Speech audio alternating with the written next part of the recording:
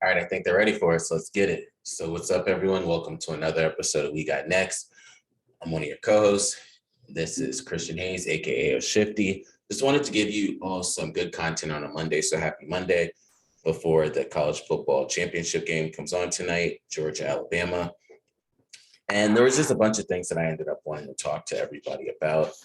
One of them will be I'll bring up like on Federal Reserve, and then we'll talk about my top 5 cryptos for 2022. And then we'll just discuss Amazon and what they've been doing recently with the COVID. And then Etherprint came out today. Some other things we will talk about, the NFL and Black Monday as usual. You know how that ends up going. And then I'll give you my picks for college football tonight. And the Raiders and Chargers, that was the game that we'll end up bringing up. And Klay Thompson, his return yesterday and what they're doing. So we'll kick things off with the big thing, which will be sports and Black Monday. So as everyone knows in the NFL, Black Monday is the time when different NFL teams will end up letting go of either their coaches or their GMs, and they start to move in a different direction. So as everyone knows, Urban Meyer was the first one. He got let go a couple of weeks ago, and he was with the Jacksonville Jaguars. So they've started to submit requests for permission with different teams to interview like their coordinators and different player personnel. Other coaches that did get fired, and then GMs that got fired. So Brian Flores from the Miami Dolphins, he got let go today. And that's one that a lot of people have had mixed emotions. Me personally, I thought Brian Flores did do a good job. And there were discussions that Deshaun Watson was willing to waive his no trade clause to end up going to Miami. So I'm curious as to where Brian Flores will end up. I do know he will get another coaching job soon because he was a player's coach, and a lot of people did like him in Miami. Another one Steve and I talked about, which we did know was just a matter of time, was Matt Nagy. So Matt Nagy did get let go, and this is something that we did know. Ryan Pace as well did get let go out there in Chicago. Another one that we brought up that we did speculate thinking that it was going to happen was Mike Zimmer. So he was the coach of the Minnesota Vikings. When you have all the weapons that you have in Minnesota, this was one that was bound to happen. They have a lot of expectations, and you have all those players, Conklin, Cook, Jefferson. You have Thielen that's still there too. KJ Osborne. There's so many that are there and then Alexander Madison. You want to be able to build around that team and bring them into the playoffs. Minnesota has high expectations with the talent that they do have, the new arena they have. Kirk Cousins may not be the answer. I don't think he has enough to take them over the hump. I think that he is an average quarterback, and he will continue to let Justin Jefferson put up great numbers and beat a lot of records. But I don't think with the quarterback and coach, they were going to get to the playoffs and win a good amount of the time. I think the first step is with that head coach letting go of Mike Zimmer, although he was a genuine nice person, a good coach. I think that was the first step, and now they'll start to be able to see what Kirk Cousins is and is not doing. Another one, and I told Steven I thought that Judge would be gone out in New York Giants, but instead it was their GM that retired, so Dave Gettleman. So this will be an interesting thing as we go into next year as to what they're going to do, because you have Saquon, you're trying to build around him. Saquon says he wants to be there, so we want to see if they build a good team around Saquon and Daniel Jones, and what'll end up happening. And they do have some weapons, and I believe that if you build up that offensive line and give Saquon time, give Daniel Jones time, there can be something. I'm not yet sold on Daniel Jones, so we'll see what ends up happening when it comes to Daniel Jones going forward.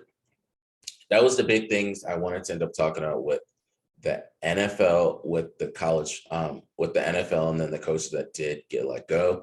Wednesday, we will end up bringing up the games that are coming up over the weekend on Super Wild Card Weekend, and then we will end up diving into what is to come for next year as well. I do want to give a shout out to the champion in our league, so Kicks and Bass, aka Michelle. She did end up winning for our fantasy football league, so I got to give kudos to her. She did have Amon St. Brown, which was a big one that she did have. So kudos when it comes to her for winning the fantasy football league. She won this year. I won last year. And each year in our league, we have not had a repeating champion Of course, the trash talk's going to start because she thinks she's going to win. But we'll end up seeing anyone in that league that's listening to this, stop picking up Josh Allen, Stephon Diggs, because that was my key to success last year. I had Christian McCaffrey, as everyone knows, did not do well because Christian McCaffrey got injured again. So I'm not going to be picking him up regardless if he's the best player out there next year or not. There will be no regrets for me in terms of next year not picking up Christian McCaffrey. I do have my picks, and I'll start to let you guys know going into next year who I end up thinking will be a good selection in terms of fantasy football. But the next thing I did want to just touch on super fast was the Raiders-Chargers game. And I was texting Steven because he needed one of the teams to lose in order for the Steelers to make it to the playoffs. I texted him saying, what if they just ended a tie? Well, they were 38 seconds away from ending in a tie. The Raiders were looking like they were just going to let this game end in a tie, and then the game would have been over. They both would have made it to the playoffs. The Chargers, Brandon Staley said, let me just call it time out. 38 seconds. Even Justin Herbert was like, I really want this game just to end in a tie. I've never wanted it so badly. Then you see some of the players afterwards talking, supposedly speculating, saying that they were telling the other team, yo, we were going to let this game end in a tie. They both would have won. If they both end in a tie, nobody loses. They both get to go to the playoffs. And the AFC West looks good having 3 teams. But this way, no, it doesn't happen.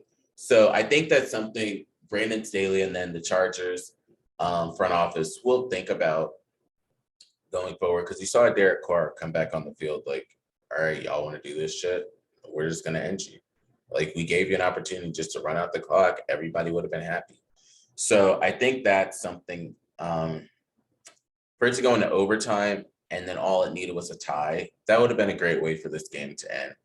And I did choose the Raiders to win. I am very excited that they did win because the season that they had and all that they had to persevere through, it's a huge thing just to see them making it to the playoffs. So big congratulations to Derek Carr and then the whole organization of the Las Vegas Raiders with having their fans and everything there. That's a great way for them to end up going. Want to talk about some NBA stuff. 2 big things that I want to bring up. Got to shout out to the Grizz Nation and the Memphis Grizzlies, what they're doing, and John Morant's block. We will talk about that block more on Wednesday, but I just wanted to mention that really fast and how much of growth John Morant has taken each year and the leaps he's taken. And then Desmond Bane with the 3-pointers averaging 17.7 points per game. That's another big thing. So big congrats and shout out to the Memphis Grizzlies out there. Another thing I wanted to bring up was Klay Thompson. So before today, the big news was him coming back. And everyone was very much excited to see Klay Thompson back in the league, just to be able to have him on the court again, the Splash Brothers. It's been a while. Draymond Green even played for less than a minute just so we can start with his boys. They've been together a decade. And that's something else that I'm very happy to end up seeing Klay Thompson back on the court. He did score 17 points on 7 of 18 shooting, so a little rusty, but he did get out there, which was a big thing. In terms of Klay Thompson, the other big thing is he is going to take a portion of his salary in Bitcoin. So he is working with Cash App, and I got to say big kudos because now both Splash Brothers are involved in cryptocurrency. You're going to see more people end up doing the same thing. Klay Thompson got money. The man was injured, so he has money to be able to do what he wants to do.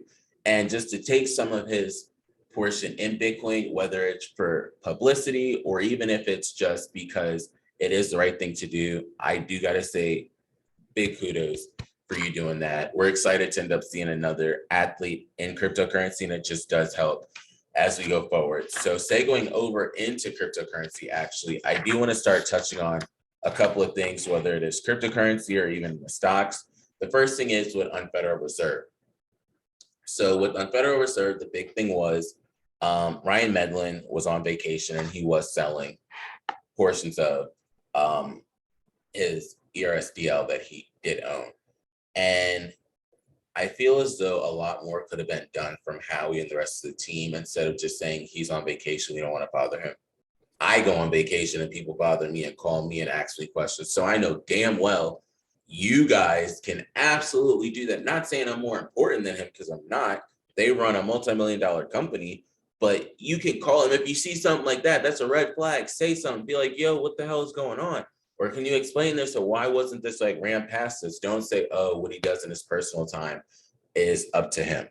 So that's just something that I think should have been talked through more instead of him being able to just end up doing what he wanted to do and just selling. Because you have all these different investors that are thinking, why did he just sell? What don't we know? And then it tanked the price a good amount. Of course, the full impact isn't shown anymore because Bitcoin did pull back too. So everything is starting to pull back, but that is something that is important, what he ended up doing. And we will be able to see as we move forward what happens, because that is somewhat of a concern for me when you see someone do something like that. And you just wonder, some people did have concerns of, is this the end of the company or are they still going to be around? So I just wanted to end up touching on that super fast so you guys end up seeing that. The other thing I want to bring up is Amazon did cut their paid COVID leave in half. I'm not going to go too in depth about that, but it does show that with the CDC changing their guidelines, they did want to lower the amount of paid COVID time off that you do have if you work for Amazon. So if you work for Amazon or Walmart, please be safe out there, especially during these times. The next thing I want to bring up is just some of the top cryptocurrencies for 2022 that I have in the top NFTs. I do have two top NFTs that I do want to bring up outside of the main ones that everybody knows. But my main cryptocurrencies going into in 2022, and we will end up looking back at this. The first one is Unison Exchange. So Unison Exchange, their exchange does release January 14th. So that is something I am excited for, and I do want to see what ends up happening. I've been a part of Unison Exchange as an investor for a minute now. Probably when I went to Mexico last year, that's when we started taking part of this. So it was April 2021. They're a new exchange that is going to have the liquidity from like Binance on there. It's going to be a centralized and decentralized exchange. So I'm excited and looking forward to what they end up bringing. Metis is another one. They're a layer 2 solution on top of Ethereum that'll help with scalability and cheaper fees.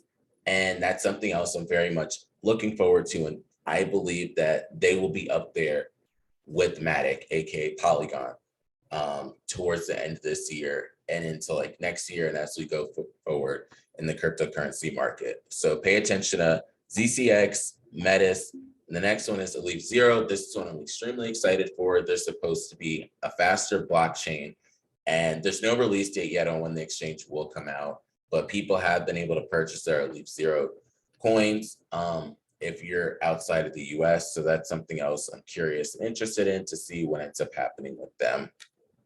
And the final one is Panther Protocol. So this is in the privacy sector, and they do have their token generation event that will be at the end of this month. This is something else that's working with like ZK rollups and zero knowledge proofs. So I am excited to see what ends up happening with Panther Protocol as we go forward. So the four I have, again, just really quick, wanted to let you know about is Unison Exchange, Metis, Elite Zero, and Panther Protocol. And my two NFTs that I want everyone to look into. World of Women is a big one. I had the opportunity to interview Yam months ago, and it was just amazing what they're doing over there. Currently, one World of Women NFT does sell for over 3.4 Ethereum. So if you do the math on that, we can just round up, but Ethereum was sitting at $3,000. So that's, I would say, about $11,000 it'll cost for one World of Women NFT. So congratulations to them for all that they're doing over there. That is huge for them. And I do congratulate all that they're doing over there. The other one I have is CloneX, and they are now under the umbrella of Nike. So look out for them. Both of those are just really important ones and big ones that we will start to see as we move forward in the market. A final congratulations. We just got to give big kudos out to Etherprint. Ticker symbol is ETHP. They had their smooth release of version 2 today. If you are watching this, you only have 3 days to end up doing your migration from version 1 over to version 2. Last I did check, the market cap when it was on version 1 was sitting at $24 million. Yesterday, I did see a high of around $28 million the market cap was. So a lot of people are responding to the news of Etherprint releasing. It is something that I am excited for. The print is about to go on. They're about to go burr again. And we're excited for it. They worked with Moontography, OKLG, to smooth out that version 2. They did also go through with their audits, so they are taking all the right steps to continue to move forward. We're hoping to be able to get one of the base devs onto the podcast or do an AMA with him, so we're looking forward to that as well. That's it for now. I just wanted to end up making this real quick just so you all can have some content and information to look over and listen to. We'll do the regular one on Wednesday, and then we'll drop that on Thursday for you all. But until then, this is Christian Hayes, aka Shifty.